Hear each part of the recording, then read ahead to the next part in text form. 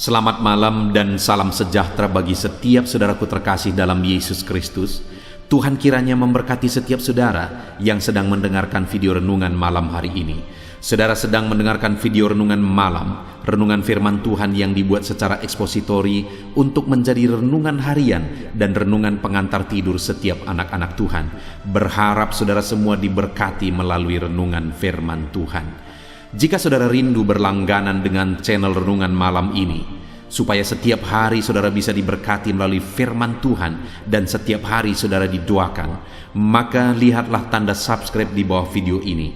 Kalau tanda subscribe masih berwarna merah, silakan ditekan dan tekan juga tanda loncengnya saudara, supaya setiap jam 7 malam saudara mendapatkan video renungan baru melalui channel ini. Kalau saudara diberkati melalui renungan malam hari ini dan saudara rindu memberkati, saudara butuh informasi lebih lanjut, silakan lihat di kolom deskripsi di bawah video ini saudara. Setelah saudara diberkati melalui firman Tuhan dan setelah saudara didoakan, maka saudara akan beristirahat dengan penuh damai sejahtera malam hari ini. Itu sebabnya dengarkan terus video ini saudara. Mari kita berdoa buat firman Tuhan yang akan kita renungkan bersama. Bapa di sorga, saat ini Tuhan kami sungguh bersyukur kami punya kesempatan kembali untuk merenungkan firman Tuhan. Itu sebabnya saat ini Tuhan, berfirmanlah kepada setiap kami, berbicaralah, nyatakan kehendak-Mu, nyatakan rencana-Mu, supaya kami memahami rencana dan kehendak-Mu melalui firman-Mu. Terima kasih Bapa di sorga, kami buka hati kami siap dengarkan firman Tuhan. Dalam nama Tuhan Yesus Kristus, haleluya, amin. Puji Tuhan saudara. Adapun topik firman Tuhan yang saya rindu kita renungkan bersama di dalam video renungan malam hari ini, sebelum kita akan beristirahat bersama, adalah topik tentang kehadiran Allah membawa berkat dan damai sejahtera. Saudara, kalau di dalam kehidupan kita merindukan berkat daripada Tuhan, kita merindukan damai sejahtera daripada Tuhan, maka kita juga harus merindukan Dia hadir dalam kehidupan kita. Terlalu banyak orang yang merindukan berkat, merindukan damai, tapi mereka melupakan Tuhan, mereka mengabaikan Tuhan. Padahal sumber dari kedamaian, sumber dari ketentraman, sumber dari berkat yang sejati itu berasal daripada Tuhan. Itu sebabnya seharusnya terlebih dahulu kita mencari Tuhan. Karena ketika kita mencari Tuhan, kita menemukan Tuhan, kita dekat dengan Tuhan, maka Dia akan menyatakan berkat-berkat-Nya. Dia akan menyatakan damai sejahteranya bagi setiap kita. Saudara, saya tidak tahu bagaimana saudara menjalani kehidupan saudara hari demi hari saat ini. Apakah saudara terlalu sibuk untuk mencari perkara-perkara dunia? Saudara terlalu sibuk untuk urusan-urusan perkara dunia? Dan saya percaya kesibukan saudara itu karena saudara rindu berkat, saudara rindu kedamaian, ketenangan, ketentraman. Tetapi, dengar saudara, seringkali kita lupa bahwa sumber kedamaian, sumber berkat, ketenangan itu berasal dari Tuhan. Sehingga kalau kita sibuk mencari berkat, ketentraman, kedamaian, kita melupakan Tuhan, maka sebenarnya kita makin jauh dari kedamaian, ketentraman, dan berkat itu sendiri. Karena makin kita kejar itu dan kita melupakan sumbernya, kita akan semakin jauh daripada itu. Tetapi jika kita kejar sumbernya dan kita dapatkan sumbernya, maka kita akan semakin dekat dan akan mengalami berkat, kedamaian, dan ketentraman. Dan Tuhanlah sumber kedamaian, Tuhanlah sumber ketenangan, ketentraman dalam hidup kita. Itu sebabnya kita harus mengejar kehadiran Allah. Dan malam hari ini saudara, saya rindu kita belajar bagaimana supaya kita mengalami kehadiran Allah yang membawa ketenangan, mengalami kehadiran Allah yang membawa berkat, kedamaian, ketentraman dalam kehidupan kita. Dengan harapan dan kerinduan saudara, kita mengalami berkat-berkat Tuhan. Saudara mengalami berkat, kedamaian, ketentraman dalam kehidupan saudara setelah saudara belajar dan menerapkan firman Tuhan di dalam kehidupan saudara. Mari terus dengarkan renungan ini saudara. Adapun teks firman Tuhan yang menjadi dasar bagi topik renungan kita pada malam hari ini adalah dari 2 Samuel pasal yang ke-6, mulai ayat 1 sampai ayat 23, dan nanti kita akan lihat juga 2 Samuel pasal 7 ayat yang pertama, apa yang terjadi ketika kehadiran Tuhan itu nyata. Saya akan membacakan firman Tuhan ini kepada setiap saudara dengan perlahan, dan kemudian saya akan menjelaskannya secara ekspositori. Mari siapkan hati dan pikiran saudara. Pastikan saudara benar-benar diberkati oleh firman Tuhan di malam hari ini. 2 Samuel pasal yang ke-6, mulai ayat 1, demikian firman Tuhan. Tabut dipindahkan ke Yerusalem. Daud mengumpulkan pula semua orang pilihan di antara orang Israel, 30.000 orang banyaknya. Kemudian bersiaplah Daud, lalu berjalan dari Baale Yehuda dengan seluruh rakyat yang menyertainya untuk mengangkut dari sana tabut Allah yang disebut dengan nama Tuhan semesta alam bertahta di atas kerubim. Mereka menaikkan tabut Allah itu ke dalam kereta yang baru setelah mengangkatnya dari rumah Abinadab yang di atas bukit. Lalu Usa dan Ahio, anak-anak Abinadab, mengantarkan kereta itu.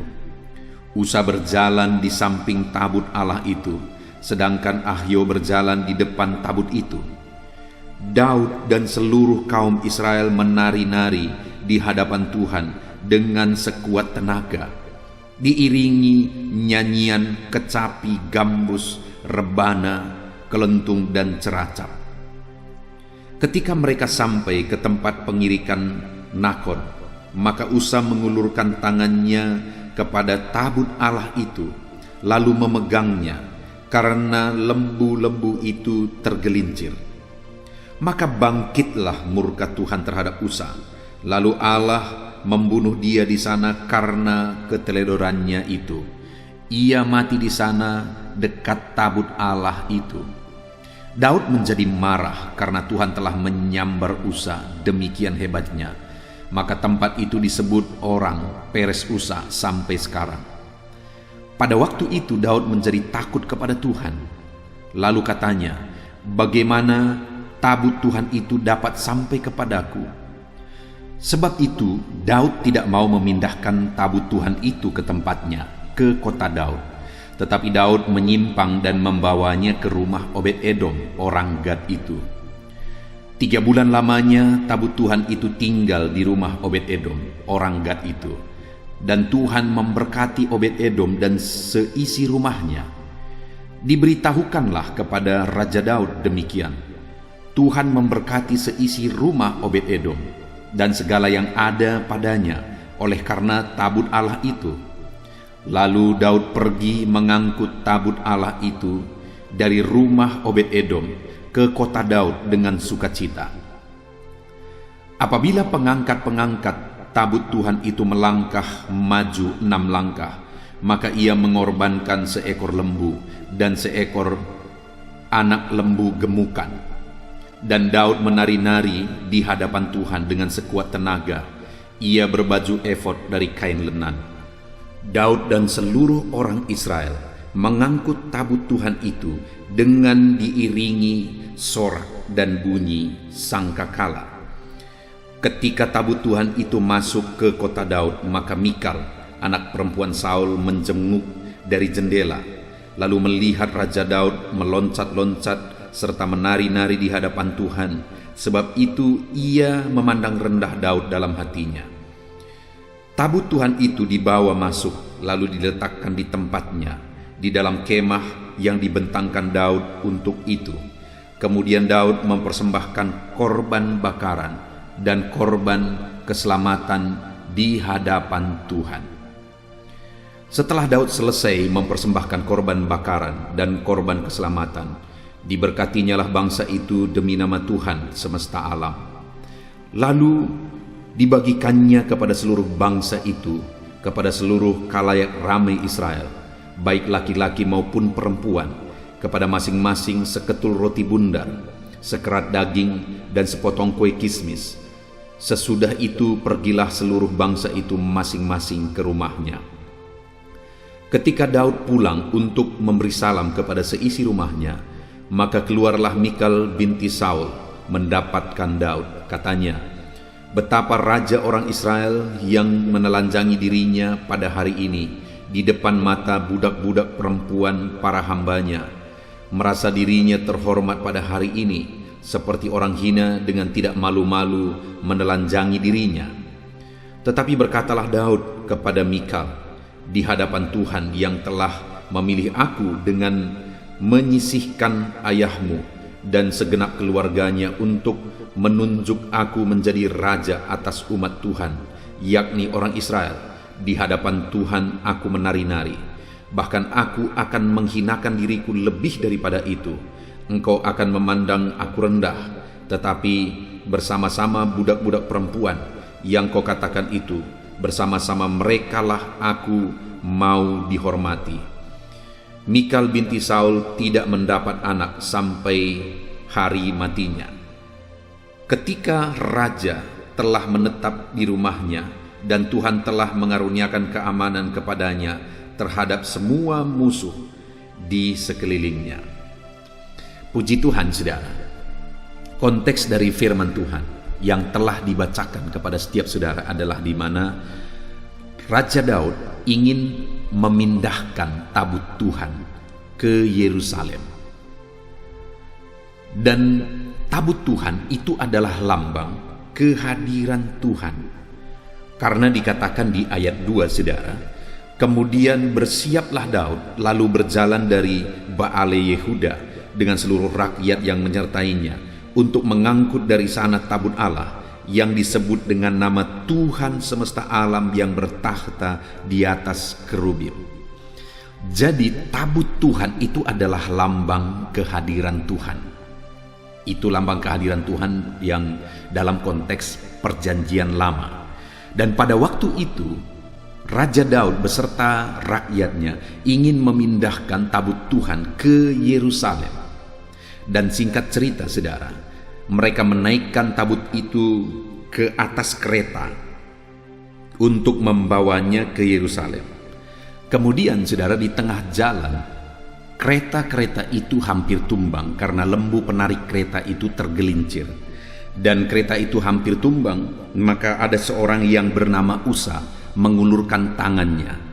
Dan ketika dia mengulurkan tangannya menyentuh tabut Allah itu, murkalah Tuhan, dan Usa disambar di sana, Usa dikenai murka di sana, dan Usa mati. Dan ketika dilihat Daud peristiwa itu, dia pun menjadi takut, dan akhirnya dia tidak berani membawa tabut Allah itu ke Yerusalem. Akhirnya dia menyimpang dan membawa tabut Allah itu ke rumah Obed-Edom, orang Gad itu. Dan firman Allah mencatat di ayat yang ke-11, 3 bulan lamanya tabut Tuhan itu tinggal di rumah Obed-Edom, orang Gad itu, dan Tuhan memberkati Obed-Edom dan seisi rumahnya. Ketika tabut Allah itu dibawa ke rumah Obed-Edom dan tidak jadi dibawa ke Yerusalem, selama tabut Allah itu yang merupakan lambang kehadiran Allah itu berada di rumah Obed-Edom, di mana hanya 3 bulan, tidak lama, saudara, hanya 3 bulan di sana, Obed-Edom begitu diberkati beserta dengan seisi rumahnya. Tuhan memberkati keluarga Obed-Edom, Tuhan memberkati Obed-Edom karena kehadiran Tuhan di sana. Itu yang saya bilang, saudara, bahwa kehadiran Tuhan itu membawa berkat. Hari ini pun saya mau menegaskan kepada setiap saudara, kalau saudara rindu berkat daripada Tuhan, kalau saudara rindu kedamaian dan ketentraman daripada Tuhan, maka rindukanlah kehadiran Allah di dalam hidup saudara. Karena kehadiran Allah itu membawa berkat. Dan kemudian, saudara, ketika didengar oleh Daud bahwa Tuhan memberkati Obed-Edom, itu ada di ayat 12. di mana dikatakan, diberitahukanlah kepada Raja Daud demikian, Tuhan memberkati seisi rumah Obed-Edom dan segala yang ada padanya oleh karena tabut itu. Lalu Daud pergi mengangkut tabut Allah itu dari rumah Obed-Edom ke kota Daud dengan sukacita. Ketika selama 3 bulan tabut Allah itu berada di rumah Obed-Edom, dan Obed-Edom dan semua keluarganya, seisi rumahnya, bahkan segala kepunyaannya diberkati oleh Tuhan. Ketika didengar Daud, akhirnya dia datang kembali dan dia angkut kembali tabut Allah itu ke kota Daud. Dan kemudian saudara, untuk yang kedua ini, artinya misi pengangkatan tabut Allah, pemindahan tabut Allah ke Yerusalem, ke kota Daud, yang kedua ini akhirnya berhasil. Dan tabut Allah itu berhasil dibawa ke kota Daud dan ditempatkan di tempatnya. Setelah tabut Allah itu berhasil dibawa ke sana, maka pasal 7 ayat 1 dikatakan, ketika Raja Daud telah menetap di rumahnya dan Tuhan telah mengaruniakan keamanan kepadanya terhadap semua musuhnya di sekelilingnya. Ketika tabut Allah berada di rumah Obed-Edom, keluarganya diberkati luar biasa. Ketika tabut Allah itu untuk kedua kalinya berhasil dibawa ke kota Daud, maka Tuhan mengaruniakan keamanan, ketentraman, kedamaian bagi Daud dan bangsa itu dengan luar biasa. Artinya apa, saudara? Kehadiran Allah itu membawa berkat dan ketenangan, membawa berkat dan kedamaian. Itu sebabnya rindukanlah kehadiran Allah di dalam kehidupan saudara. Kalau saudara merindukan berkat, damai, ketentraman daripada Tuhan, hari ini apakah saudara mengalami damai dalam hidup saudara? Ataukah mungkin saudara berkata, pendeta, hidupku tidak ada lagi kedamaian, aku tidak pernah mengalami kedamaian, ketentraman lagi, hidupku penuh dengan masalah, beban berat, hidupku gelisah, hidupku khawatir. Dengar saudara, jangan-jangan saudara tidak mengalami kehadiran Allah di dalam hidup saudara. Kalau saudara mengalami kehadiran Allah, maka saudara akan melihat bagaimana Tuhan memberkati kehidupan saudara. Maka saudara akan mengalami bagaimana Tuhan memberikan dan mengerjakan kedamaian, ketentraman, ketenangan di dalam kehidupan saudara. Itu sebabnya saat ini saudara, mari kita lihat, mari kita koreksi, apakah kita mengalami kehadiran Tuhan di dalam hidup kita. Kalau saudara mengalami kehadiran Tuhan, maka seperti Obed-Edom, keluarga saudara akan diberkati. Segala kepunyaan saudara, seluruh kehidupan saudara akan diberkati oleh Tuhan. Kalau Tuhan hadir, maka seperti bangsa Israel, seperti Raja Daud, satu bangsa itu mengalami kedamaian dan ketentraman, maka hidup saudara, keluarga saudara juga akan mengalami kedamaian dan ketentraman. Sekali lagi, apakah saudara mengalami kehadiran Tuhan di dalam kehidupan saudara? Apakah hadirat Tuhan itu nyata di dalam kehidupan saudara? Hari ini rindukan kehadiran Tuhan dalam hidupmu saudara. Rindukan Roh Kudus hadir di dalam kehidupan saudara. Dan yang saya rindu kita belajar saat ini saudara, kenapa ketika kali pertama Daud ingin membawa tabut Tuhan ke Yerusalem, tapi akhirnya Tuhan murka di tengah jalan, sehingga tabut itu dibawa menyimpang ke rumah Obed-Edom. Dan kemudian kali kedua diangkut lagi dari rumah Obed-Edom ke Yerusalem dan akhirnya berhasil. Dan ketika tabut Tuhan itu berada di Yerusalem, damai dan ketentraman dikaruniakan Tuhan di sana. Kita akan belajar apa yang dilakukan oleh Daud di kali kedua ketika dia mengangkut tabut Tuhan itu. Dan prinsip-prinsip yang ada di sana, saya rindu kita terapkan dalam kehidupan kita. Jika kita merindukan kehadiran Tuhan yang membawa berkat, kehadiran Tuhan yang membawa ketentraman dan kedamaian di dalam kehidupan kita. Nah saudara, dikatakan di ayat 12 tadi, diberitahukanlah kepada Raja Daud demikian, Tuhan memberkati seisi rumah Obed-Edom dan segala yang ada padanya oleh karena tabut itu. Lalu Daud pergi mengangkut tabut Allah itu dari rumah Obed-Edom ke kota Daud dengan sukacita. Ketika didengar Daud bahwa Obed-Edom diberkati, maka pergilah dia untuk mengangkut tabut itu untuk kali yang kedua. Dan singkat cerita, misi yang kedua ini berhasil. Nah, bagaimana saudara? Apa yang dilakukan oleh Daud? Apa bedanya dengan yang pertama? Kenapa yang pertama mereka gagal, tapi yang kedua ini mereka berhasil. Kita lihat konteks yang sama di dalam 1 Tawarikh pasal yang ke-15 mulai ayat 11. Saya akan membaca kepada saudara. Ini kisah yang sama, saudara. 1 Tawarikh pasal 15 ayat 11 mulai. Lalu Daud memanggil Zadok dan Abyatar, imam-imam itu, dan orang-orang Lewi, yakni Uriel, Asaya, Yoel, Semaya, Aliel, dan Aminadab, dan berkata kepada mereka, "Hai kamu ini, para kepala puak dari orang Lewi, kuduskanlah dirimu, kamu ini dan saudara-saudara sepuakmu, supaya kamu mengangkut tabut Tuhan, Allah Israel ke tempat yang telah kusiapkan untuk itu. Sebab oleh karena pada pertama kali kamu tidak hadir, maka Tuhan Allah kita telah menyambar di tengah-tengah kita, sebab kita tidak meminta petunjuknya seperti seharusnya." Jadi para imam dan orang Lewi menguduskan diri untuk mengangkut tabut Tuhan Allah Israel.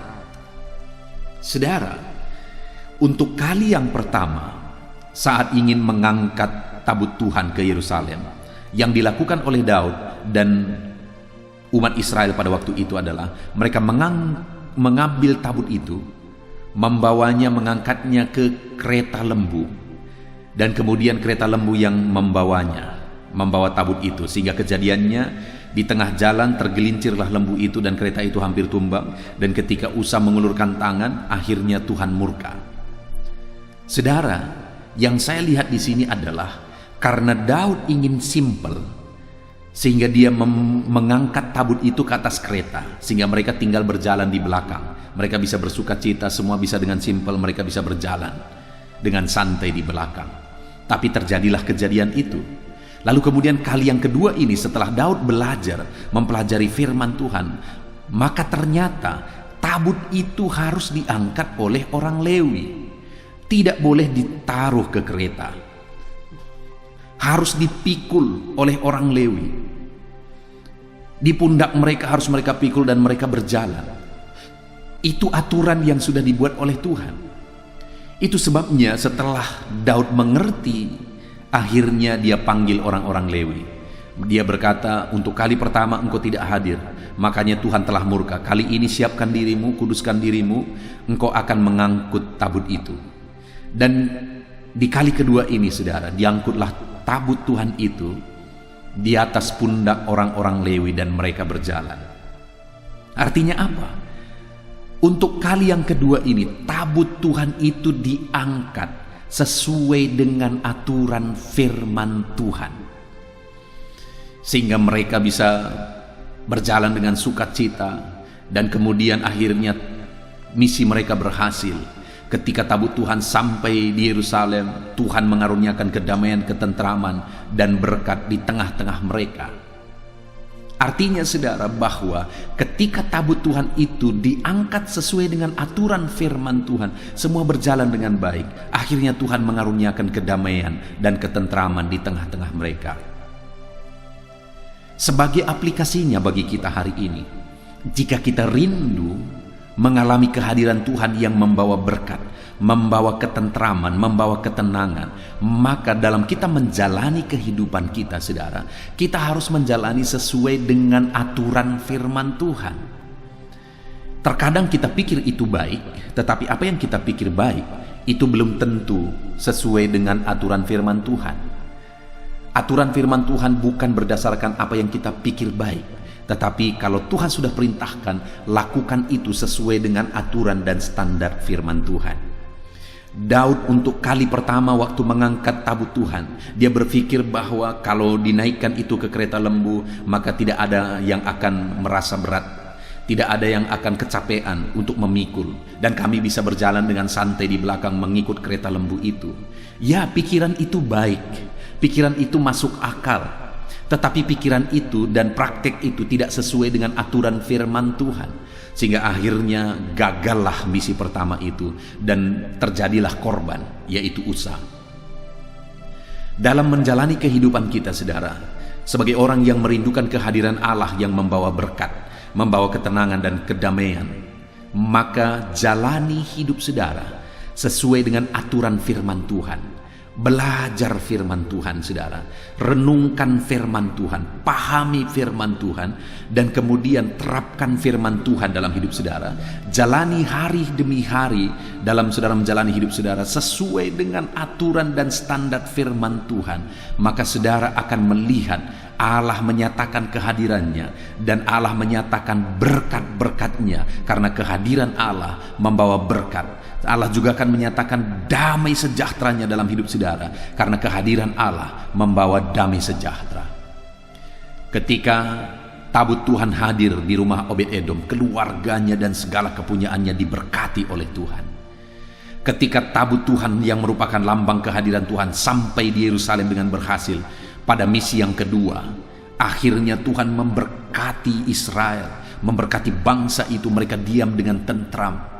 Dan kalau hari ini saudara merindukan kehadiran Allah dalam hidup saudara, ketika Allah menyatakan kehadirannya dalam hidup saudara, maka berkat-berkatnya akan memenuhi hidup saudara dan keluarga saudara. Maka damai dan ketentramannya akan memenuhi hidup dan keluarga saudara, karena kehadiran Allah itu membawa damai dan ketentraman. Rindukan kehadiran Allah dengan hidup berdasarkan prinsip-prinsip kebenaran firman Tuhan di dalam kehidupan saudara. Renungkan firman itu, terapkan firman itu, saudara. Salah satu tujuan dibuatnya channel renungan ini, saudara, supaya anak-anak Tuhan bisa merenungkan firman Tuhan secara objektif, di mana renungan di dalam channel ini dibuat secara ekspositori, artinya dibuat benar-benar berdasarkan kebenaran firman Tuhan, bukan pikiran saya sebagai pengkhotbah yang saya tuangkan di sini, saudara, tetapi benar-benar apa yang ada dalam firman Tuhan, prinsip-prinsip, konsep-konsep kebenaran firman Tuhan, itu yang kita belajar. Dan saya rindu saudara yang mendengarkan renungan ini, saudara diberkati. Akhirnya saudara memahami firman Tuhan, akhirnya saudara menghidupi firman Tuhan. Ketika saudara memahami dan menghidupi firman Tuhan, maka saudara akan mengalami berkat dan kedamaian, ketentraman daripada Tuhan. Itu sebabnya saudara, jadikan channel renungan ini jadi channel renungan harian saudara setiap malam. Dan ada juga renungan pagi. Saudara bisa cari renungan penyejuk jiwa. Di sana saudara akan menemukan renungan pagi yang juga dibuat secara ekspositori. Sehingga setiap pagi sebelum bekerja saudara bisa merenungkan firman Tuhan. Setiap malam sebelum beristirahat saudara juga bisa merenungkan firman Tuhan. Mari saudara, belajar terus firman Tuhan, renungkan terus firman Tuhan, pahami firman Tuhan. Ketika saudara memahami, terapkan firman Tuhan, maka dengan demikian saudara akan mengalami berkat-berkat Tuhan dalam kehidupan saudara, karena Dia akan menyatakan kehadirannya yang membawa berkat dan kedamaian. Itu yang pertama, saudara. Daud mulai mengangkat tabut itu sesuai dengan aturan firman Tuhan. Kita pun kalau kita rindu kehadiran Tuhan, hiduplah sesuai dengan aturan firman Tuhan. Lalu yang kedua, saudara, di ayat 13 di sana dikatakan, apabila pengangkat tabut Tuhan itu melangkah maju 6 langkah, maka ia mengorbankan seekor lembu dan seekor anak lembu gemukan. Saudara bayangkan, pada kali yang kedua ini, kenapa misi mereka berhasil? Karena ketika pengangkat tabut itu melangkah maju 6 langkah, ketika mereka mengangkat tabut itu, maka ia mengorbankan lembu dan seekor anak lembu gemukan. Artinya dikorbankanlah 2 ekor lembu setiap kali 6 langkah tabut Tuhan itu diangkut. Wow, itu satu hal yang luar biasa. Itu pengorbanan yang luar biasa, saudara. Setiap kali 6 langkah tabut itu diangkat, dipersembahkanlah lembu di sana. Bayangkan berapa lembu yang harus dipersembahkan, tapi itu komitmen Daud. Itu kerinduan Daud untuk mempersembahkan 2 ekor lembu setiap kali 6 langkah tabut itu diangkat. Prinsipnya di sini adalah adanya pengorbanan, adanya kerinduan dan kerelaan berkorban untuk Tuhan, untuk mempersembahkan sesuatu yang berkenan di hadapan Tuhan.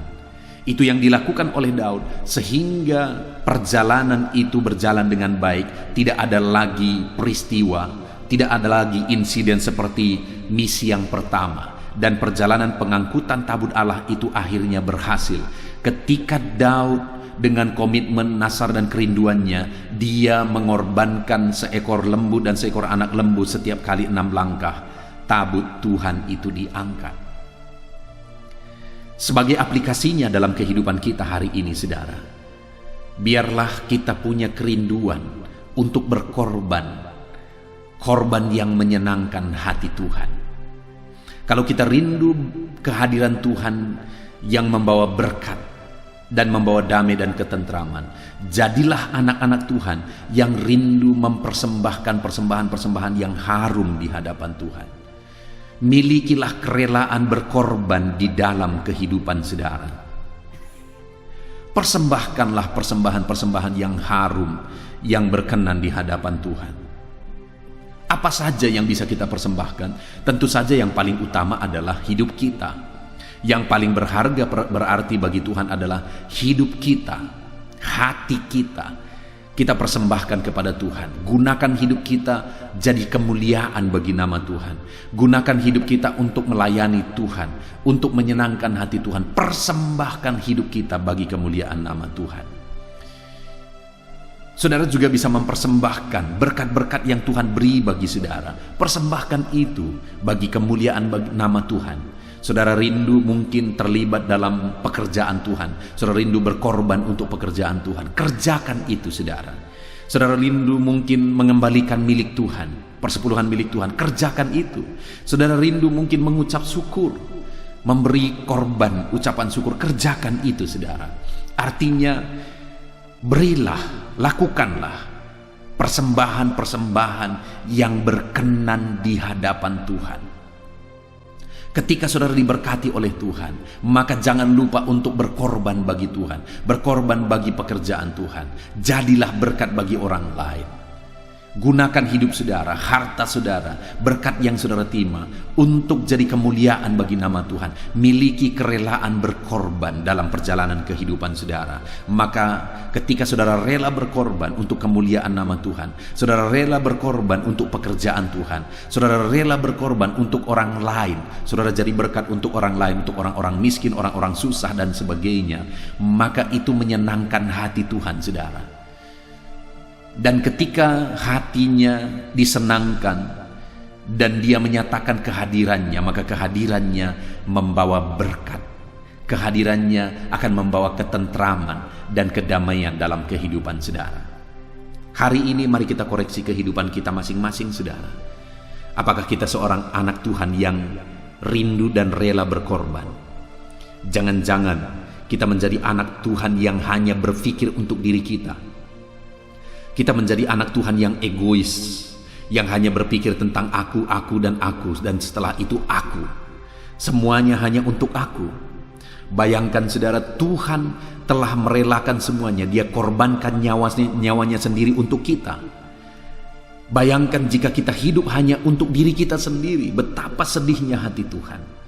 Hari ini saudara, saya mau menegaskan kepada saudara, milikilah hati dan kerelaan untuk berkorban bagi kemuliaan Tuhan, berkorban bagi pekerjaan Tuhan, berkorban bagi orang banyak, berkorban bagi orang-orang susah. Dengan demikian maka hidup saudara akan semakin diberkati oleh Tuhan. Itu yang kedua, saudara, yang dilakukan oleh Daud sehingga dia mengalami kehadiran Tuhan. Dia mengalami berkat Tuhan, damai Tuhan ketika tabut Tuhan sampai di Yerusalem. Lalu kemudian yang ketiga, saudara, yang dilakukan oleh Daud, ayat yang ke-14. Dan Daud menari-nari di hadapan Tuhan dengan sekuat tenaga. Ia berbaju efod dari kain lenan. Yang ketiga ini berbicara tentang sikap Daud di hadapan Tuhan saat dia mengangkat tabut Tuhan itu ke Yerusalem, di mana dia menari-nari. Ada sukacita. Dia bersukacita karena hadirnya Tuhan, karena tabut Tuhan itu yang merupakan lambang kehadiran Tuhan. Dia bersukacita, dia menari-nari. Bahkan saudara, ketika dilihat oleh istrinya, anak Saul, Daud itu menari-nari, maka istrinya ini merendahkan Daud. Dia berkata bahwa Daud telah menelanjangi dirinya. Daud merendahkan dirinya bersama budak-budak itu. Tetapi apa jawaban Daud? Daud berkata, aku tidak malu merendahkan diri bersama dengan budak-budak itu. Bagi Daud tidak apa-apa di hadapan Tuhan, untuk kemuliaan Tuhan, demi memuji Tuhan, demi mengagungkan Tuhan, demi bersukacita di hadapan Tuhan. Bagi Daud tidak apa-apa. Dia menari, sekalipun dia seorang raja, menari dengan para budak. Sekalipun bagi pandangan orang lain itu sesuatu yang memalukan, sekalipun bagi pandangan istrinya itu sesuatu yang memalukan, disebut sebagai menelanjangi dirinya. Tetapi bagi Daud, untuk Tuhan hanya menari-nari. Sekalipun dia seorang raja, bagi dia kehormatan sebagai raja itu tidak penting. Bagi dia yang lebih penting adalah memuliakan Tuhan, mengagungkan Tuhan dengan menari-nari di hadapan Tuhan. Sikap Daud, saudara, yang tidak malu. Sikap Daud yang rela menari-nari, bersukacita di hadapan Tuhan. Demikian juga, saudara, sebagai aplikasinya dalam perjalanan kehidupan kita. Dalam kita mengiring Tuhan, milikilah sikap yang benar, sikap yang memuliakan Tuhan, sikap yang mengagungkan Tuhan, sikap yang tidak malu, tidak menjaga kehormatan lebih daripada kemuliaan Tuhan. Terlalu banyak orang-orang yang ingin lebih dihormati daripada Tuhan, saudara, yang kadang-kadang tersinggung ketika dia tidak dihargai. Di gereja banyak kali masalah terjadi oleh karena ada orang-orang yang merasa tidak dihormati, ada orang-orang yang merasa diabaikan dalam menghormati dia. Mungkin dia seorang yang berjabatan, mungkin dia seorang pelayan, mungkin dia seorang hamba Tuhan, mungkin dia seorang orang terkenal, orang kaya, dan sebagainya. Ketika penghormatan kepada dia tidak dilakukan, dia tersinggung di sana. Orang-orang yang demikian, saudara, tidak akan mengalami kehadiran Tuhan yang membawa berkat dan damai di dalam kehidupannya. Raja Daud seorang raja yang paling terkenal di sepanjang sejarah. Dia tidak malu menari-nari di hadapan Tuhan ketika tabut itu diangkut ke Yerusalem. Hari ini kalau saudara rindu mengalami kehadiran Tuhan yang membawa berkat dan kedamaian, jangan malu, saudara. Jangan malu jadi anak Tuhan. Jangan malu beribadah memuji Tuhan. Jangan malu meninggikan Tuhan. Jangan malu hidup sebagai anak Tuhan. Bersukacitalah. Hiduplah dalam mengiring Tuhan dengan sikap yang benar. Maka saudara akan mengalami kehadiran Tuhan yang membawa berkat dan kedamaian. Puji Tuhan, saudara. Dan akhirnya tabut Tuhan itu berhasil dibawa ke Yerusalem. Dan di pasal 7 ayat 1 dikatakan, ketika Raja Daud telah menetap di rumahnya dan Tuhan telah mengaruniakan keamanan kepadanya dan terhadap semuanya di sekelilingnya. Jadi waktu itu Daud dikaruniakan kedamaian, ketentraman, dan semua orang-orang di sekelilingnya juga mengalami kedamaian dan ketentraman setelah tabut Tuhan dibawa ke Yerusalem. Puji Tuhan, saudara. Hari ini kita belajar dari firman Tuhan bagaimana kehadiran Tuhan itu membawa kedamaian dan ketentraman. Di mana kita sudah belajar dari kisah pengangkatan tabut Tuhan ke Yerusalem, di mana misi pertama gagal karena tidak sesuai dengan aturan Tuhan. Tetapi ketika dibawa ke rumah Obed-Edom, keluarga Obed-Edom diberkati luar biasa. Dan ketika didengar Daud, akhirnya dilakukan misi kedua, pengangkatan tabut itu ke Yerusalem. Dan misi kedua ini berhasil, dan sampailah tabut Tuhan di Yerusalem, dan Tuhan mengaruniakan kedamaian, ketentraman bagi Daud dan bangsanya. Apa yang dilakukan Daud yang kita belajar, saudara? Hal yang dilakukan dalam misi yang kedua ini, saudara, adalah di mana kali ini tabut Tuhan itu dibawa, diangkat sesuai dengan aturan. Di mana kali pertama dinaikkan ke kereta, padahal aturannya sudah dicatat bahwa harus diangkat oleh orang-orang Lewi. Saudara, sebagai aplikasinya, mari kita terapkan dalam kehidupan kita dengan kita menjalani hidup kita sesuai dengan aturan firman Tuhan.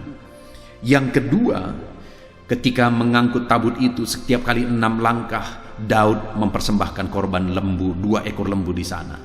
Artinya ada pengorbanan yang direlakan untuk Tuhan. Kalau kita rindukan kehadiran Tuhan yang membawa damai, berkat dan ketentraman, jadilah anak-anak Tuhan yang rela berkorban untuk kemuliaan Tuhan, rela berkorban untuk pekerjaan Tuhan, rela berkorban bagi orang-orang lain. Dan yang ketiga, berbicara tentang sikap Daud, di mana saat tabut itu diangkat, Daud menari-nari. Sekalipun istrinya merendahkan, kok raja menari-nari, tetapi Daud tidak menganggap rendah dirinya ketika dia menari-nari di hadapan Tuhan. Sikapnya benar di hadapan Tuhan. Dia tidak sombong, dia tidak angkus. Sekalipun dia seorang raja, dia rela merendahkan diri di hadapan Tuhan. Kalau kita rindu kehadiran Allah yang menyatakan berkat dan damai sejahteranya dalam hidup kita, jadilah anak Tuhan yang memiliki sikap yang benar. Jadikan Tuhan yang paling utama dalam hidup saudara. Kita bersyukur buat firman Tuhan ini, saudara. Saat ini saya rindu berdoa bagi saudara. Mari siapkan hati dan pikiran saudara, ambil sikap berdoa. Saya akan berdoa supaya Tuhan menyatakan kehadirannya yang membawa berkat, kedamaian, ketentraman di dalam kehidupan saudara. Bapa di sorga, saat ini Tuhan, hamba berdoa bagi setiap anak-anak-Mu yang sedang mendengarkan renungan malam hari ini. Kami sudah belajar bahwa kehadiran-Mu membawa berkat, keamanan, dan ketentraman dalam hidup kami. Dan kami sudah belajar bagaimana kehadiran Tuhan itu membawa berkat, kedamaian dan ketentraman. Kami harus hidup seturut firman Tuhan. Kami harus hidup rela berkorban. Kami harus hidup dengan sikap yang benar dalam kami mengiring Tuhan. Bapa yang baik, hamba berdoa berkati anak-anak-Mu ini, supaya dalam hidup mereka menjalani hidupnya sesuai dengan aturan firman Tuhan. Dalam hidup mereka menjadi anak-anak Tuhan yang rela berkorban untuk kemuliaan Tuhan, untuk pekerjaan Tuhan, dan rela menjadi berkat bagi orang lain. Berkati anak-anak-Mu ini supaya mereka memiliki sikap yang benar dalam mengiring Tuhan. Terima kasih Bapa di sorga, hamba menumpangkan tangan atas kehidupan anak-anak-Mu ini, berkati hidup mereka. Terpujilah nama Tuhan. Sebentar lagi kami akan berdoa bersama. Hamba akan mendukung anak-anak-Mu ini dalam doa. Namun sebelumnya, jamah setiap anak-anak-Mu ini untuk mereka berkomitmen untuk melakukan firman Tuhan. Dalam nama Tuhan Yesus Kristus kami berdoa, haleluya, amin. Puji Tuhan saudara, tiba waktunya saat ini saya akan menopang saudara di dalam doa. Mari naikkan segala permohonan saudara. Kita sepakat di hadapan Tuhan terhadap apa yang saudara rindukan, tentang pergumulan, tentang masalah dan persoalan yang saudara hadapi di dalam kehidupan saudara. Percayalah saudara bahwa Tuhan kita sanggup melakukan perkara yang besar. Allah kita sanggup melakukan mujizat. Apapun dan bagaimanapun situasi kehidupan yang sedang saudara hadapi saat ini, Allah peduli, Allah sanggup, dan Dia rindu melakukan perkara besar dalam kehidupan saudara. Itu sebabnya datanglah kepada Dia dengan sikap yang benar, rendahkan diri di hadapan Tuhan. Datang kepada Dia dengan iman yang benar, percaya tiada yang mustahil bagi Dia, dan tetap bertekun berdoa.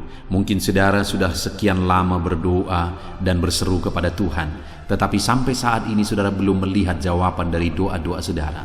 Tetaplah berdoa saudara, tetaplah berdoa. Ketuklah terus pintu itu sampai tiba waktu Tuhan, waktu yang terbaik, waktu yang paling tepat. Di sana Dia akan menolong, menyatakan mujizatnya di dalam kehidupan saudara. Puji Tuhan saudara. Sebelum saya akan menaikkan doa-doa secara umum untuk setiap saudara yang sedang mendengarkan video renungan malam hari ini, saya rindu saudara berdoa secara khusus terhadap segala kerinduan saudara, beban saudara, masalah saudara, apapun yang saudara rindu untuk naikkan kepada Tuhan saat ini. Saya rindu saudara, mulai saat ini saudara ungkapkan di hadapan Tuhan, dan saya menopang saudara di dalam doa. Bapa di sorga, saat ini Tuhan, dengarkan seruan anak-anak-Mu Bapa. Dengarkan tangisan anak-anak-Mu, jeritan hati anak-anak-Mu. Apa yang menjadi kerinduan mereka, apa yang menjadi pergumulan mereka, saat ini mereka datang kepada Tuhan. Mereka datang berseru kepada Tuhan. Mereka datang memohon kepada Tuhan. Tuhan, Engkau kiranya yang bekerja dalam segala kerinduan mereka. Engkau kiranya bertindak dalam segala kerinduan mereka. Nyatakan kuasa-Mu ya Tuhan. Nyatakan campur tangan-Mu dalam kehidupan anak-anak-Mu. Wujudkan segala kerinduan anak-anak-Mu Bapa. Jika ada mereka saat ini yang sedang berbeban berat, yang sedang menaikkan, memohon Kuasa-Mu menjamah mereka, mengangkat segala beban mereka. Tuhan kiranya bertindak. Ulurkan tangan-Mu, jamah mereka. Ulurkan tangan-Mu, angkat segala beban dan persoalan yang menindih kehidupan mereka. Berikan kelegaan bagi anak-anak-Mu. Bebaskan anak-anak-Mu dari segala beban berat. Di dalam nama Tuhan Yesus Kristus, Engkau Allah yang memberi kelegaan bagi setiap orang yang datang kepada Tuhan. Setiap anak-anak-Mu saat ini datang kepadamu membawa beban berat mereka. Engkau Allah yang memberi kelegaan bagi mereka. Dalam nama Yesus, anak-anak-Mu yang memohon campur tangan-Mu atas masalah, persoalan yang sedang mereka hadapi. Mungkin saat ini ada pergumulan, masalah, persoalan yang sedang mereka hadapi ya Tuhan. Engkau Allah yang memberi jalan keluar. Engkau Allah yang menolong anak-anak-Mu. Bahkan sekalipun masalah itu sepertinya tidak ada jalan keluar, di dalam Engkau tetap ada jalan keluar bagi anak-anak-Mu. Sekalipun masalah itu kelihatannya begitu mustahil, tetapi bagi Engkau tidak ada yang mustahil. Engkau Allah yang sanggup melakukan perkara yang besar. Sekalipun mungkin saat ini masalah yang mereka hadapi sepertinya tidak mungkin untuk diselesaikan, tetapi bagi Tuhan tidak ada yang tidak mungkin. Engkau Allah yang campur tangan, menyatakan kuasa-Mu, menyatakan mujizat-Mu dalam kehidupan anak-anak-Mu ya Tuhan. Dalam nama Yesus, Engkau Allah yang tahu, Engkau Allah yang sanggup untuk mewujudkan segala kerinduan, untuk mengangkat segala beban anak-anak-Mu. Dalam nama Tuhan Yesus Kristus. Haleluya, haleluya, haleluya. Saudara, saat ini saya rindu berdoa khusus bagi saudara yang sedang mengalami sakit. Percayalah saudara, apapun penyakit yang sedang saudara alami saat ini, Allah kita sanggup untuk menyembuhkan saudara. Allah kita berkuasa untuk menyembuhkan saudara. Kalau dulu Dia menyembuhkan yang sakit, orang buta pun melihat, orang lumpuh berjalan. Hari ini pun Dia tetap sanggup melakukan perkara yang besar. Hari ini pun Dia tetap sanggup melakukan mujizat dan menyembuhkan setiap saudara. Mari datang kepada Tuhan saudara, serahkan segala penyakit yang sedang saudara alami saat ini. Angkat tangan kanan saudara kepada Tuhan dan taruh tangan kiri saudara di bagian tubuh saudara yang sakit. Biarkan tangan Tuhan terulur untuk menjamah saudara dan menyembuhkan saudara. Bapa di sorga, saat ini Tuhan, kami datang kepadamu, hamba menopang anak-anak-Mu di dalam doa, dalam segala sakit penyakit yang sedang mereka alami saat ini. Bapa yang baik, kami kenal Engkau sebagai dokter di atas segala dokter. Kami kenal Engkau sebagai tabib di atas segala tabib. Kami kenal Engkau sebagai Allah yang menyembuhkan segala penyakit kami. Bapa yang baik, Engkau mati di kayu salib sehingga oleh bilur-bilur-Mu kami disembuhkan. Saat ini Bapa, bersama dengan anak-anak-Mu kami datang kepadamu dalam segala masalah penyakit yang sedang mereka hadapi. Engkau Allah yang campur tangan, Engkau Allah yang melakukan mujizat, Engkau Allah yang melakukan perkara yang besar untuk mengerjakan kesembuhan dalam kehidupan anak-anak-Mu. Apapun yang menjadi penyakit mereka, Tuhan sembuhkan dalam nama Yesus. Apapun yang menjadi penyakit mereka, tidak ada yang mustahil bagi-Mu ya Bapa. Engkau sanggup menyembuhkan mereka di dalam nama Yesus. Kerjakan mujizat-Mu, angkat segala penyakit dari dalam tubuh mereka di dalam nama Yesus. Angkat segala penyakit dan sembuhkan mereka. Ulurkan tangan-Mu, jamah tubuh yang sakit. Ulurkan tangan-Mu, jamah tubuh yang sakit saat ini, dan kerjakan mujizat-Mu Bapa dalam nama Tuhan Yesus Kristus. Dalam nama Yesus, yang lumpuh berjalan, yang buta melihat, tiada yang mustahil bagi Allah kami di dalam nama Tuhan Yesus. Kalau ada anak-anak-Mu saat ini ya Tuhan yang mengalami sakit kanker, dalam nama Yesus tiada yang mustahil bagi Tuhan. Engkau sanggup menyembuhkan anak-anak-Mu yang sedang mengalami sakit kanker dalam nama Yesus. Dalam nama Yesus tiada yang mustahil bagi-Mu Tuhan. Dalam nama Yesus, mujizat masih ada. Segala penyakit kanker dalam tubuh anak-anak-Mu dicabut dalam nama Yesus. Dalam nama Yesus, kuasa-Mu lebih besar dari segala kuasa penyakit kanker dalam nama Yesus. Sembuhkan anak-anak-Mu yang sedang mengidap penyakit kanker ya Tuhan. Anak-anak-Mu yang mengalami diabetes, dalam nama Yesus Kristus. Sembuhkan anak-anak-Mu yang sedang mengalami diabetes dalam nama Yesus. Nyatakan mujizat-Mu bagi anak-anak anak-anakmu yang sedang mengalami diabetes, dalam nama Yesus, nyatakan kuasa-Mu, nyatakan campur tangan-Mu, nyatakan mujizat-Mu, sembuhkan anak-anak-Mu Bapa. Dalam nama Tuhan Yesus, mujizat Allah dinyatakan bagi setiap anak-anak-Mu Bapa yang sedang mengalami sakit kanker, yang sedang mengalami sakit diabetes. Anak-anak-Mu yang mungkin saat ini mengalami sakit kolesterol, dalam nama Yesus, di mana mereka hiperkolesterol, dalam nama Yesus, nyatakan kuasa-Mu, jamah, kerjakan kesembuhan dan normalkan kolesterolnya dalam nama Yesus. Anak-anakmu yang begitu banyak juga memohon kesembuhan untuk sakit asam lambung, dalam nama Yesus, ulurkan tanganmu bagi anak-anakmu yang sakit asam lambung, nyatakan mujizat Tuhan, nyatakan kuasa Tuhan dalam nama Yesus. Jamah pencernaan anak-anakmu, kerjakan kesembuhan bagi mereka, kerjakan mujizat bagi anak-anakmu yang sedang mengalami sakit asam lambung di dalam nama Yesus Kristus. Dalam nama Yesus, mungkin ada anak-anakmu yang sedang mengalami gagal ginjal, bahkan mungkin ada yang sudah mengalami cuci darah. Bapa di sorga, Engkau Allah yang ajaib, Engkau Allah yang sanggup untuk menormalkan kembali ginjal yang sedang mengalami kegagalan saat ini.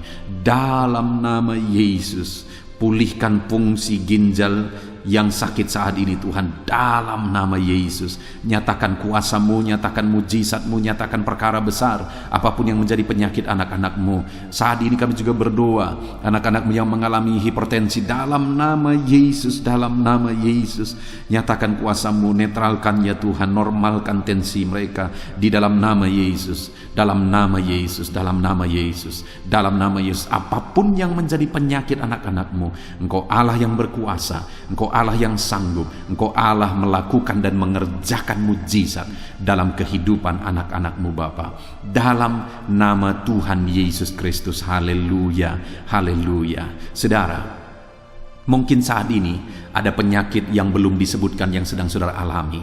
Mari naikkan kepada Tuhan apapun penyakit itu, sebutkan, naikkan di hadapan Tuhan. Dia Allah yang sanggup menyembuhkan saudara. Saat ini Bapa di sorga, apapun penyakit yang sedang dipanjatkan anak-anak-Mu, yang sedang mereka naikkan di hadapan-Mu, mohonkan kesembuhan daripada-Mu, dalam nama Yesus, Tuhan kiranya yang mengerjakan mujizat, Tuhan kiranya yang mengerjakan kesembuhan, Tuhan kiranya yang mengerjakan perkara besar dalam kehidupan anak-anak-Mu. Sembuhkan mereka apapun yang menjadi penyakit mereka, dalam nama Tuhan Yesus Kristus. Allah kami yang berkuasa, Allah kami yang ajaib, dalam nama Tuhan Yesus Kristus. Haleluya, haleluya, haleluya. Saudara, saat ini mungkin ada saudara yang mengalami jamahan Tuhan, mengalami mujizat Tuhan, mengalami kesembuhan ketika saudara didoakan. Mari saksikan di hadapan Tuhan. Saksikan kepada anak-anak Tuhan. Tuliskan kesaksian saudara di kolom komentar video ini saudara, supaya anak-anak Tuhan yang lain juga dikuatkan. Ceritakan itu kepada keluarga saudara, kepada sahabat-sahabat saudara, bahwa Allah kita ajaib dan sanggup mengerjakan kesembuhan bagi orang-orang yang memohon kepada Dia. Dalam nama Tuhan Yesus Kristus. Haleluya, haleluya.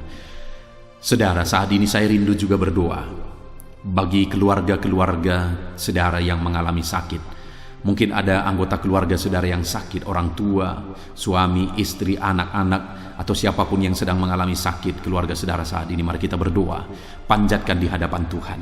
Bapa di sorga, saat ini Tuhan, hamba berdoa bagi keluarga anak-anak-Mu yang mungkin mereka mengalami sakit saat ini.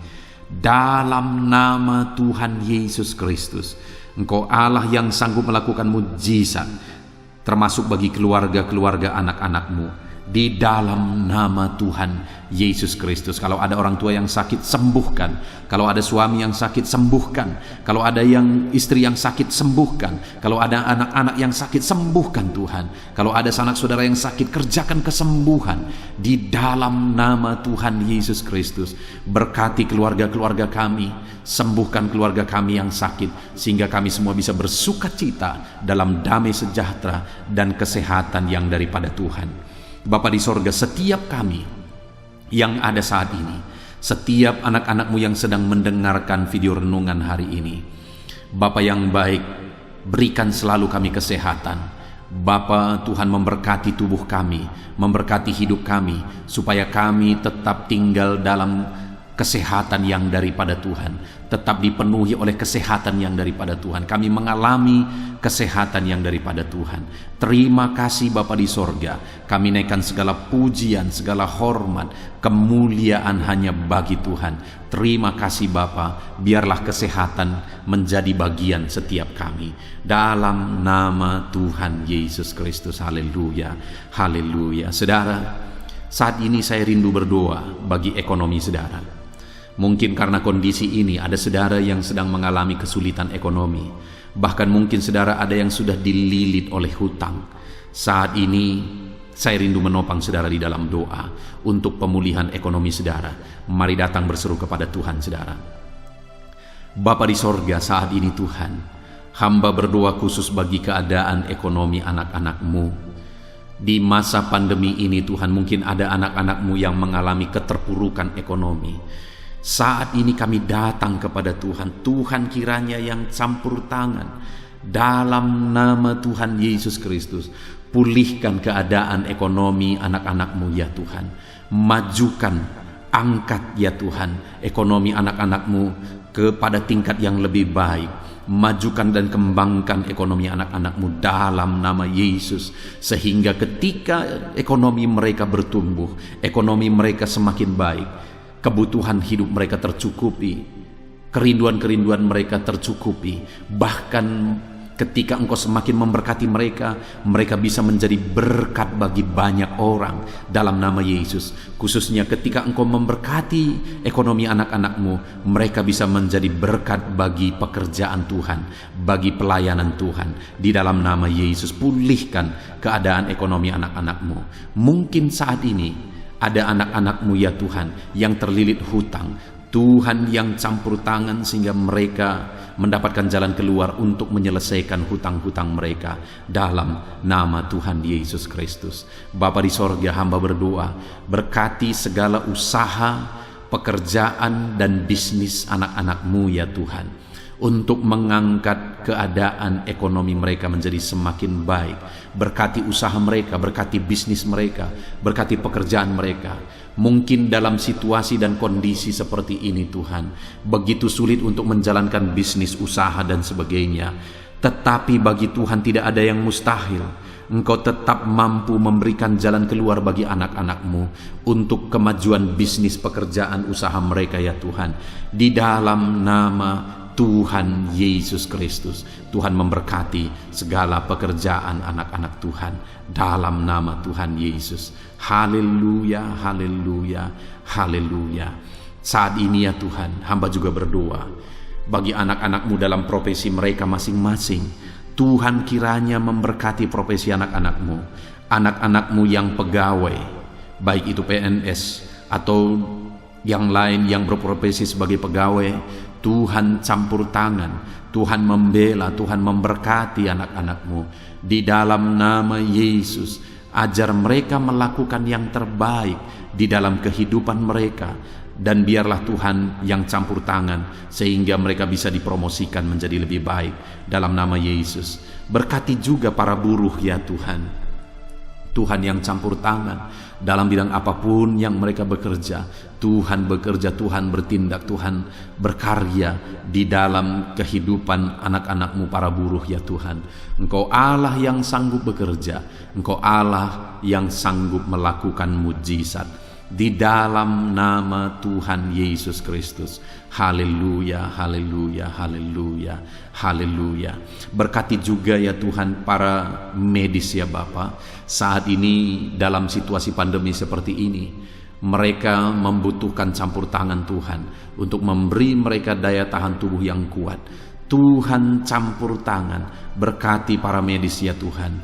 Di dalam nama Tuhan Yesus Kristus, nyatakan kuasa-Mu, nyatakan mujizat-Mu, nyatakan perkara besar ya Tuhan bagi kehidupan para medis. Jaga lindungi mereka sehingga kehidupan mereka bisa menjadi kesaksian. Bahkan saat ini Apapun yang menjadi profesi anak-anak-Mu yang tidak bertentangan dengan firman Tuhan yang belum disebutkan di dalam doa ini, biarlah Tuhan yang memberkati setiap profesi anak-anak Tuhan. Tuhan campur tangan dalam hidup mereka, Tuhan yang memberkati kehidupan mereka dalam nama Tuhan Yesus Kristus. Haleluya. Haleluya. Saudara, saya juga teringat akan keharmonisan keluarga-keluarga saudara, karena saat ini keluarga itu yang terpenting, saudara. Keharmonisan keluarga adalah suasana sorga yang bisa kita alami di tengah-tengah keluarga kita. Saya mau berdoa untuk keharmonisan keluarga saudara. Mari serahkan keluarga saudara kepada Tuhan. Bapa di sorga, saat ini hamba berdoa bagi keluarga anak-anak-Mu. Berkati keluarga anak-anak-Mu, suami, istri, anak-anak. Berkati mereka ya Tuhan. Berkati keluarga mereka menjadi keluarga yang harmonis, keluarga yang takut Tuhan, keluarga yang diberkati oleh Tuhan. Di dalam nama Tuhan Yesus, keluarga anak-anak Tuhan menjadi keluarga yang takut Tuhan, menjadi keluarga yang diberkati. Haleluya, haleluya. Terima kasih Bapa di sorga, dalam nama Tuhan Yesus, dalam nama Yesus. Saudara, kita telah menaikkan segala doa permohonan kita kepada Tuhan, segala pergumulan saudara kepada Tuhan. Percaya Tuhan sanggup mengerjakan mujizat di dalam kehidupan saudara. Saya rindu saat ini saudara, kita naikkan syukur, kita naikkan pujian bagi Tuhan dengan penuh iman bahwa Allah yang menjawab doa-doa kita. Bapa di sorga, saat ini Tuhan, kami percaya mujizat-Mu terjadi bagi anak-anak-Mu. Terima kasih, kami naikkan syukur bagi-Mu atas campur tangan-Mu. Kami puji sembah Engkau, kami tinggikan Engkau, kami agungkan Engkau atas segala kebaikan-Mu, atas segala campur tangan-Mu. Kami puji sembah tinggikan Tuhan dalam nama Tuhan Yesus. Syukur bagi-Mu Bapa, syukur bagi-Mu. Terima kasih, kami percaya mujizat Tuhan telah dikerjakan. Kami percaya mujizat Tuhan dinyatakan bagi anak-anak-Mu ya Tuhan. Dan kami naikkan segala puji, hormat, kemuliaan hanya bagi Tuhan di dalam nama Tuhan Yesus Kristus. Haleluya, haleluya. Saat ini saudara, kita juga akan gunakan kesempatan ini untuk berdoa syafaat bagi bangsa dan negara kita, karena kesejahteraan bangsa ini adalah kesejahteraan kita. Itu sebabnya mari kita berdoa bersama. Bapa di sorga, saat ini Tuhan, kami berdoa bagi bangsa kami tercinta. Kami mengasihi bangsa ini, kami rindu bangsa ini dilawat oleh Tuhan. Kami berdoa buat keselamatan jiwa-jiwa di bangsa ini. Nyatakan kuasa-Mu, selamatkan jiwa-jiwa yang ada di bangsa ini ya Tuhan. Ada sekitar 260 juta jiwa di bangsa ini. Mereka perlu Yesus sebagai Tuhan dan Juru Selamat bagi mereka. Anak-anak-Mu ya Tuhan, di bangsa ini jadikan jadi terang-Mu, jadikan jadi saksi-Mu ya Tuhan. Hamba-hamba-Mu di bangsa ini, jadikan semuanya jadi saksi terang Tuhan untuk menuai jiwa-jiwa. Pakai semua anak-anak-Mu, pakai hamba-hamba-Mu untuk membawa jiwa-jiwa kepada Tuhan. Berkati gereja-Mu, berkati organisasi-organisasi gereja, berkati yayasan-yayasan Kristen, berkati semuanya ya Tuhan untuk menjangkau jiwa-jiwa dalam nama Yesus. Berkati gereja-gereja lokal, baik dari kota sampai ke desa. Berkati semuanya Tuhan untuk membawa jiwa-jiwa kepada Tuhan. Biarlah gereja Tuhan menjadi saksi dan terang Tuhan dalam nama Tuhan Yesus Kristus. Haleluya. Bapa yang baik, kami berdoa buat pemulihan bangsa kami. Berkati ekonomi bangsa kami ya Tuhan. Biar ekonomi bangsa kami semakin bertumbuh dan semakin maju. Sekalipun ada begitu banyak kesulitan untuk memajukan ekonomi di masa pandemi ini, tetapi Tuhan yang menolong sehingga ekonomi bangsa kami bisa terus berkembang dan maju. Keamanan di bangsa ini juga Tuhan tolong. Biar keamanan bangsa ini bisa dijamin oleh Tuhan. Kami hidup penuh dengan damai sejahtera Tuhan. Dalam nama Yesus Kristus, dalam nama Yesus, berkati ya Tuhan keadaan politik bangsa ini. Ajar semuanya untuk matang berpolitik demi kemajuan bangsa dan negara. Bapa yang baik, Tuhan campur tangan sehingga segala keegoisan bisa disingkirkan dalam nama Tuhan Yesus Kristus. Terima kasih Bapa di sorga. Kami serahkan semuanya ke dalam tangan-Mu. Kami berdoa buat para pemerintahan kami. Berkati dari Bapak Presiden, Wakil Presiden, para menteri, wakil-wakil rakyat, para gubernur, para bupati, para camat ya Tuhan, kepala desa, lurah, kepala lorong, sampai jajaran terendah Tuhan. Berkati semua dalam nama Yesus. Ajar semuanya mengabdi bagi bangsa ini ya Tuhan. Dalam nama Yesus, ajar mereka bertanggung jawab demi kebaikan Indonesia, bagi kemuliaan nama-Mu ya Tuhan. Terima kasih Bapa, berkati para pemerintahan kami, jamah lawat, berkati kehidupan mereka untuk mengabdi bagi bangsa ini. Terima kasih Bapa di sorga.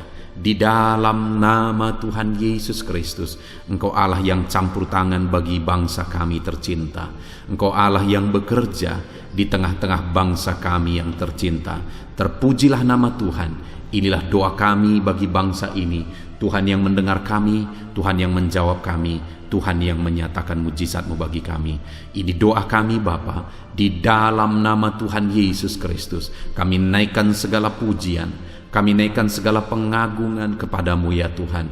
Engkau Allah yang telah mendengarkan doa kami, dan Engkau Allah yang akan menjawab doa kami, dan tiada yang mustahil bagi-Mu Bapa. Kami percaya mujizat Tuhan, kami percaya kuasa Tuhan, kami percaya campur tangan Tuhan sedang nyata bagi kehidupan anak-anak-Mu, pribadi lepas pribadi. Terpujilah nama Tuhan Yesus Kristus. Kami naikkan segala puji hormat bagi Tuhan, dan dengan penuh iman kami berdoa dan kami terima jawaban doa kami dalam nama Tuhan Yesus Kristus. Haleluya, haleluya, amin. Puji Tuhan saudara. Saya percaya melalui video ini saudara sudah mendengarkan firman Tuhan, saudara sudah didoakan, dan saya percaya saudara diberkati melalui firman Tuhan, dan saudara juga diberkati ketika saudara didoakan di dalam nama Tuhan Yesus Kristus. Dan saya percaya saudara rindu terus diberkati melalui channel renungan ini saudara. Kalau saudara rindu terus diberkati, maka silahkan lihat tombol subscribe di bawah video ini saudara. Kalau tombol subscribe masih berwarna merah, silahkan ditekan, dan tekan juga tanda loncengnya. Maka dengan demikian setiap jam 7 malam saudara akan mendapatkan notifikasi ketika video baru diposting di channel ini saudara. Jika saudara diberkati melalui channel ini dan saudara rindu memberkati, saudara butuh informasi lebih lanjut, silakan lihat di kolom deskripsi di bawah video ini saudara. Puji Tuhan saudara, Tuhan kiranya memberkati setiap saudara. Di dalam nama Tuhan Yesus Kristus, kami sungguh-sungguh bersyukur dan berdoa ya Tuhan. Haleluya, haleluya, amin.